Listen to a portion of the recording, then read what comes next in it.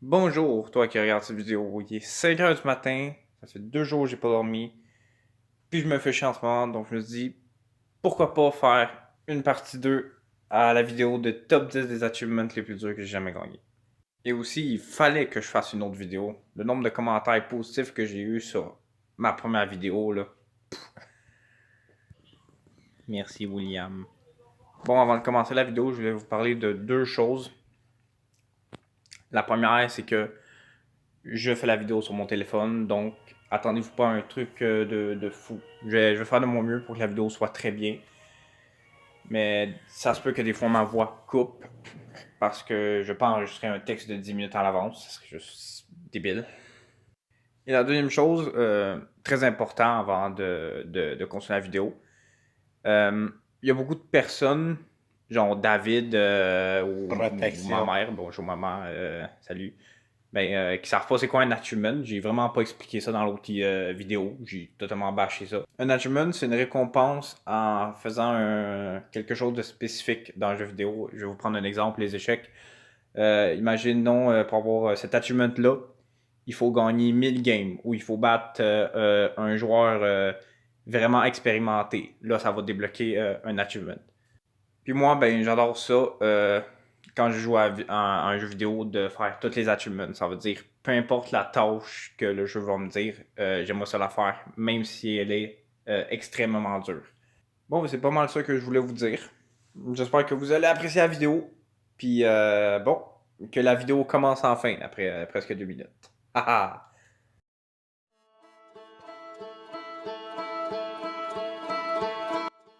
Ah, Outer Wild. Je vais pas vous mentir, c'est pas l'achievement le plus dur que j'ai jamais fait, mais je l'ai mis en top 10 parce que je voulais plus vous parler du jeu en fait, parce que c'est un de mes jeux préférés. Bon, Outer Wild, c'est quoi? C'est tu joues un alien, t'es sur une toute petite planète et ton rêve c'est d'aller voyager dans l'espace. Donc t'embarques dans ton vaisseau, puis là tu commences à explorer les différentes planètes de ton système solaire. Il y a le Soleil, il y a des planètes vraiment étranges. Sauf qu'au bout de 20 minutes, tu te rends compte que le Soleil est en train d'exploser. Et tu meurs. Mais tu te rends compte que quand tu meurs, tu reviens il y a 20 minutes, puis tu te rends compte que tu es dans une boucle temporelle. Tu te rends compte assez vite que tu es le seul qui est poigné dans cette boucle temporelle-là et tu devras essayer de découvrir pourquoi, comment arrêter le soleil d'exploser. Donc c'est ça, je voulais parler de l'histoire. Maintenant, je vais vous parler de ce que j'ai vraiment aimé du jeu. C'est que tu es vraiment dans un tout petit vaisseau, puis il y a tout le système solaire qui t'appartient. Tu peux explorer chaque planète. Chaque planète est différente. Il y en a qui font très peur, il y en a qui c'est comme waouh, comment c'est possible. Chaque chose a sa place dans ce monde. Bon, maintenant je vais vous parler de l'achievement en soi. C'est qu'il faut tout explorer dans le système solaire. Et je sais pas si vous pouvez comparer, mais tout explorer dans un système solaire, c'est pas facile. Il y a différentes planètes à explorer, puis chaque planète a son histoire, a ses mystères, a ses puzzles. Donc voilà pourquoi j'ai mis ce jeu-là en 10e position.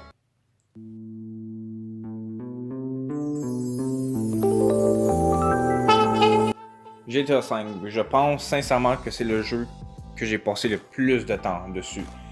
Tellement que j'ai pas le goût de vous dire combien d'heures parce que j'aurais trop honte de vous le dire.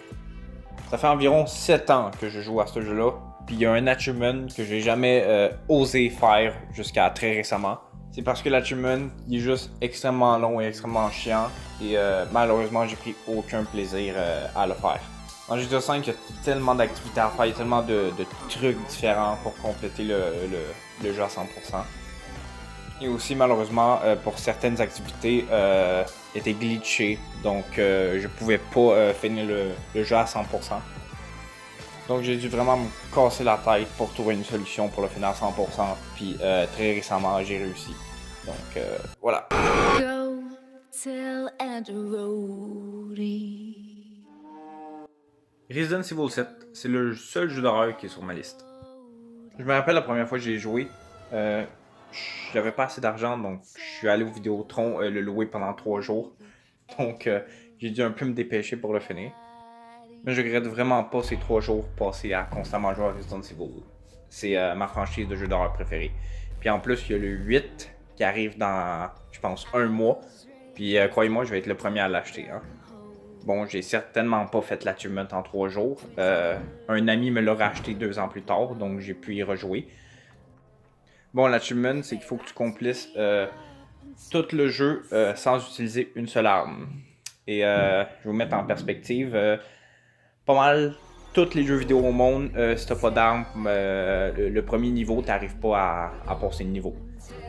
Donc vous pouvez imaginer, il y a certains moments dans le jeu où c'est un moment vraiment difficile, il y a un boss où je dois passer dans une partie 3 où il y a un ennemi, puis je peux pas les tuer avec mes mains parce que c'est trop dur.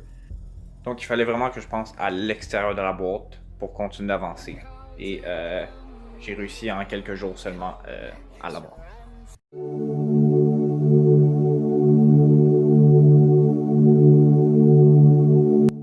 The Witness. Ça, c'est vraiment un jeu unique en son genre. Du début à la fin du jeu, il n'y a pas une parole dite.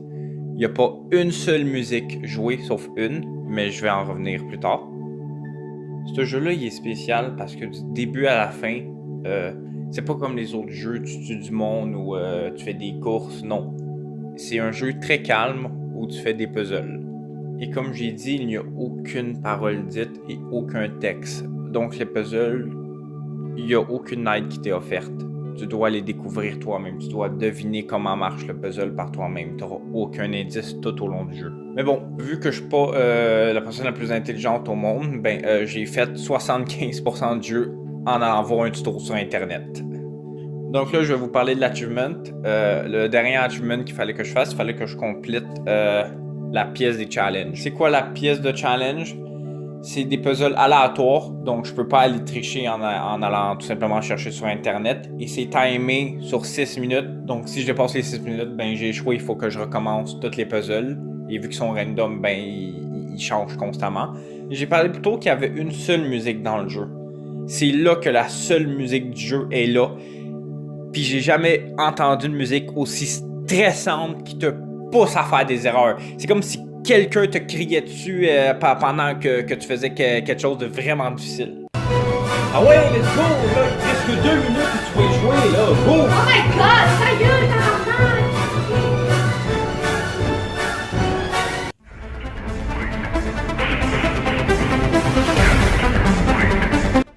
Mortal Kombat 11. Ce jeu-là il est tellement violent et gore que quand j'essaie de faire une capture pour la mettre dans ma vidéo, ça la censure en réduisant la luminosité.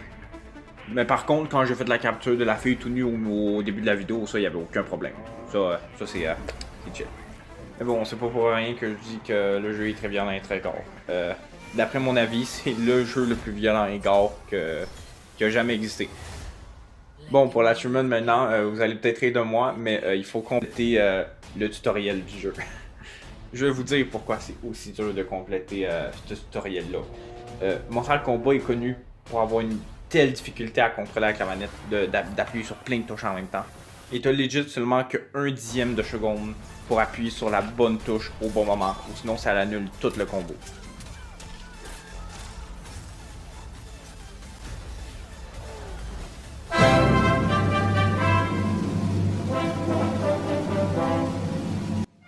Dragon Quest 11. Ça, c'est un jeu tour par tour auquel il y a un énorme système de chance.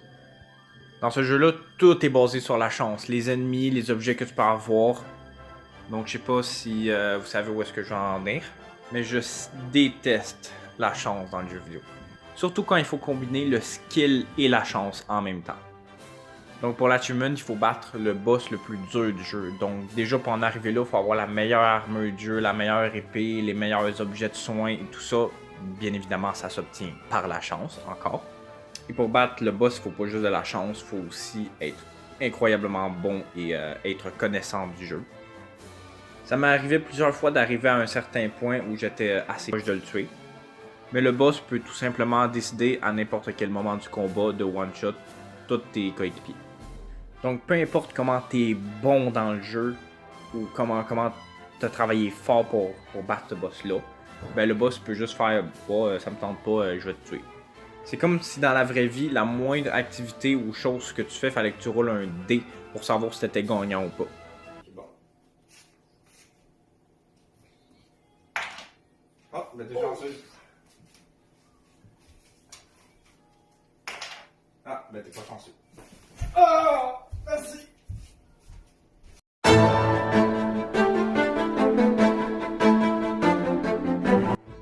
Hollow Knight. Est-ce que je l'aime, ce jeu-là?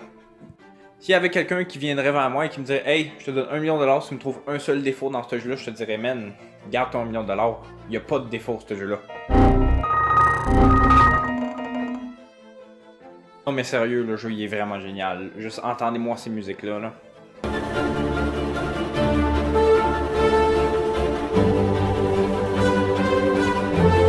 Ce que j'aime dans ce jeu-là, c'est qu'il est rempli de mystères.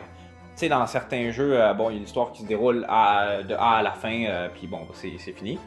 Dans ce jeu-là, là, quand tu vas le finir, tu vas dire « Ok, mais j'ai toujours rien compris de l'histoire. » Ce jeu-là, c'est un casse-tête. Tu dois toi-même placer les morceaux individuellement pour finir ce casse-tête. Puis quand tu places la dernière pièce, t'es genre « Oh my god. » Tout fait du sens.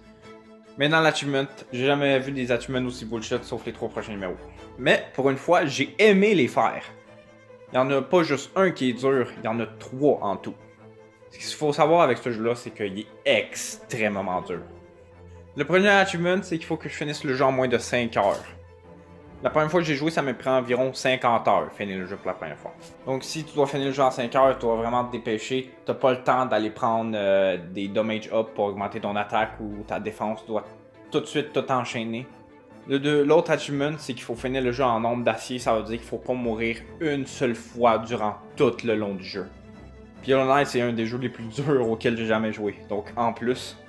Et le troisième achievement, le dernier et le plus dur, c'est qu'il faut finir un boss rush. Ça veut dire qu'il faut que j'affronte tous les boss du jeu, un après l'autre, sans prendre une seule régénération de PV.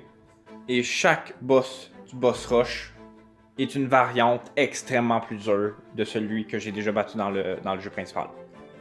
Ça dure à peu près presque 1h30 de boss constamment que tu dois tuer l'un après l'autre.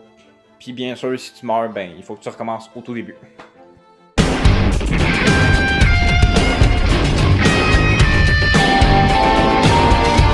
The Binding of Isaac Afterbirth Plus. Je sais pas si vous vous en rappelez, mais je l'ai placé en 4e position dans ma première vidéo. Ils sont en train de me dire, mais pourquoi tu le replaces dans cette vidéo-là en 3e position? C'est parce qu'ils ont sorti un DLC. Et pour vous rafraîchir la mémoire, dans ma première vidéo, le succès c'était compléter le jeu à 1001%. Maintenant, faut juste le finir à 1 million de %. C'est tout. It just make a person angry. Any person. I'm gonna go for the dude in the middle. Rien de plus facile de compléter un jeu à 1 million de %. Et bien sûr, avec ce DLC-là, ils ont rajouté le boss maintenant qui est le plus dur du jeu, qui est Delirium, que je dois compléter avec tous les personnages en mode difficile. Où il faut pas que je crève une seule fois, ou sinon je recommence au début du jeu. Et que je le complète avec The Keeper, qui est le pire personnage de tout le jeu, qui peut seulement avoir 2 cœurs maximum.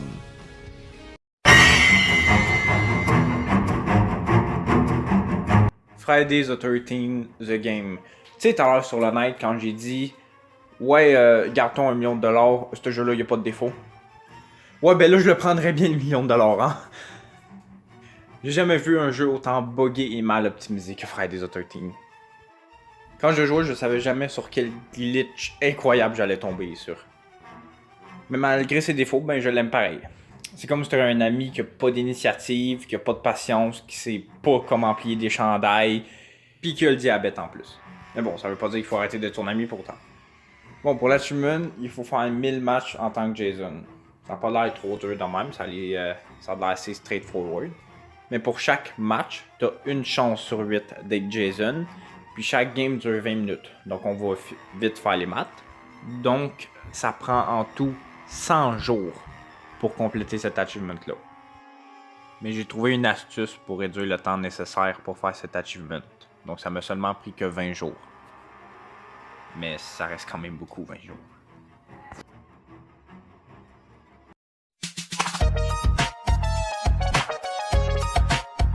Ben non, je niaise. C'est pas Roblox, évidemment.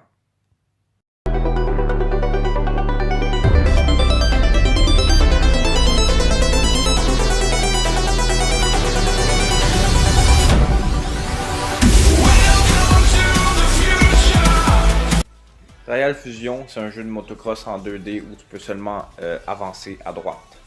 Ah, ça a l'air tellement facile quand je vous l'explique comme ça, mais croyez-moi, c'est pas le cas. Trial Fusion, c'est le jeu que je suis le plus fier d'avoir fait toutes les achievements. Il y a seulement moins que 300 personnes qui ont réussi à avoir toutes les achievements sur des millions de personnes qui ont joué à ce jeu-là. Ça m'a pris 5 ans en tout pour tous les avoir. Je jouais plus ou moins à tous les jours à un certain moment le soir. Je me disais, ah ouais, une dernière game, ah ouais, une dernière game. Mais à chaque jour, je devenais un tout petit peu meilleur. Et j'arrivais à battre mes anciens scores. J'ai même 2 records du monde sur ce jeu-là. Et oui, c'est moi le premier.